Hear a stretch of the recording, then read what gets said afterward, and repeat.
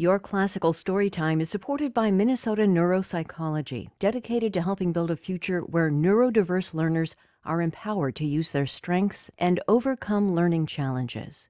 You can visit fallinlovewithyourbrain.com to schedule your evaluation. Welcome to Your Classical Storytime. I'm Erin. Today's story is called A Dog of Mars and features music by Gustav Holst.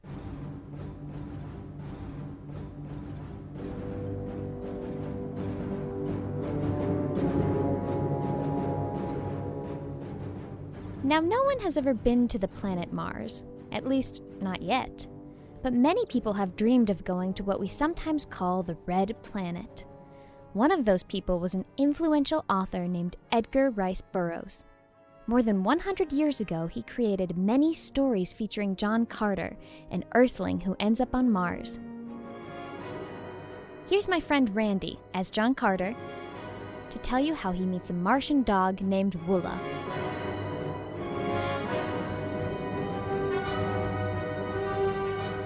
Here I am, John Carter, mysteriously transported to Mars.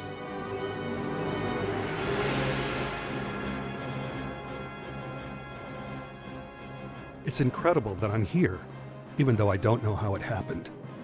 The lesser gravity of Mars gives me what seems like superhuman strength and agility. But that hasn't kept me from being captured by green Martian warriors. These are no ordinary captors either. They stand 12 feet tall, have 2 large tusks jutting upward from their lower jaw, and 6 limbs, 2 arms, 2 legs, and a third set of limbs that can be used as arms or legs. Yikes!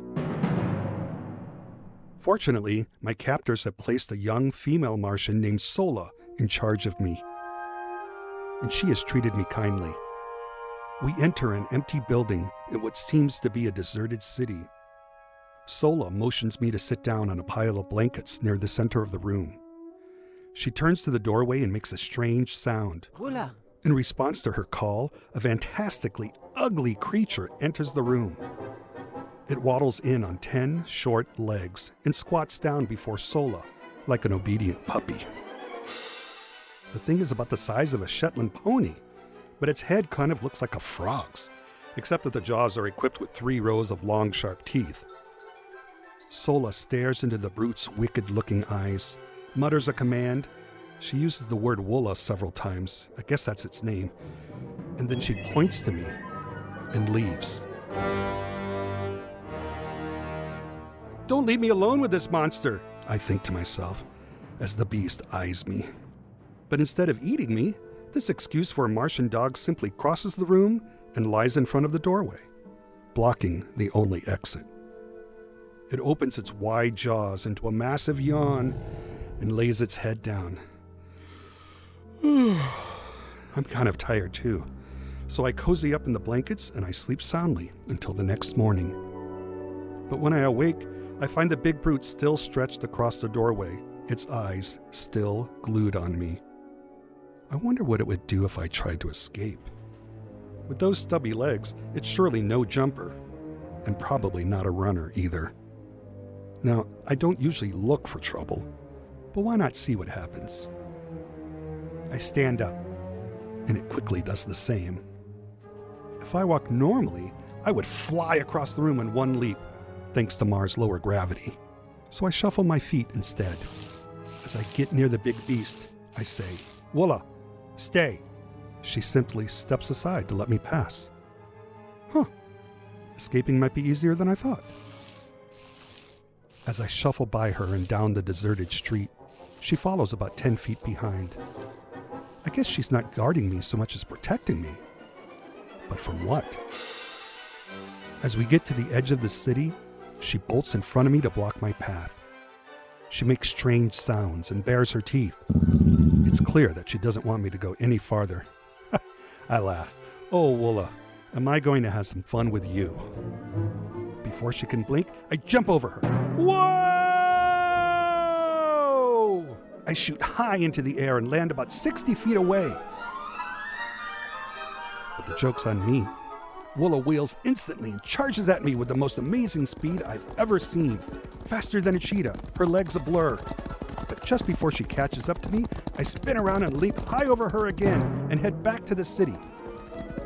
As she comes tearing after me, I easily jump and scale to a window about 5 floors up in one of the abandoned buildings. I sit comfortably on the windowsill, smiling at the baffled animal beneath me. Suddenly, a huge hand grabs my neck from behind and drags me roughly into the room. I land with a heart-stopping thud on my back. A gigantic ape-like creature towers over me. It's white and hairless, except for a bunch of bristly hair on top of its head. And it has an extra set of limbs midway between its arms and legs, just like the Martian warriors. The monster holds me pinned to the ground with one big foot. Drool drips from its bared fangs as it squints at me with beady eyes. I finally realize it's holding a stone club in one of its hands as it starts to swing the massive weapon toward my face. I'm a goner for sure. But at the same time, a 10-legged cannonball of fury bolts through the doorway and hurls itself at the chest of the monster. The stone club goes clattering to the floor. It's Woola! The ape thing shrieks in agony as Woola's mighty teeth sink deep into its skin. And they both fall to the floor. With its 4 muscular arms, the mighty ape thing locks 2 paws around Woola's throat and simultaneously bends back her head with its other 2 hands. An earth dog would be seriously injured by now, but Woola hangs in there as the 2 creatures struggle with each other. Finally, the great ape thing manages to free itself and stand in front of the open window. Blood oozes from several wounds. Woola also rises, visibly shaking from exhaustion and her own injuries. They stare each other down before the monster lunges for its club. With a burst of renewed energy, Woola launches at the ape thing, turning in the air so that her feet push off the monster's chest. The ape thing stumbles backward and falls out the window to the ground far below. Woola collapses and lands hard on the floor. I leap to Woola's side and bury my face in her neck.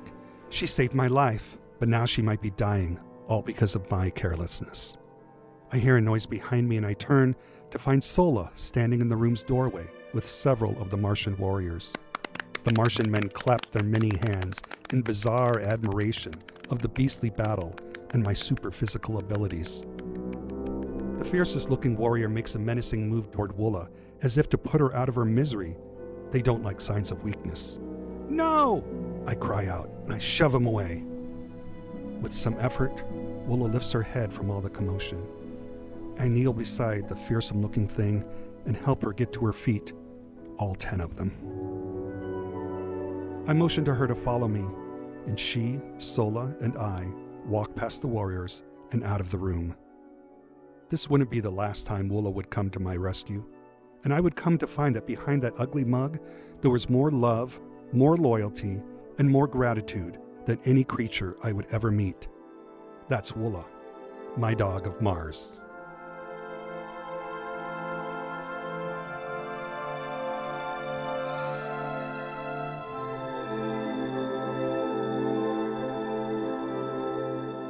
The end.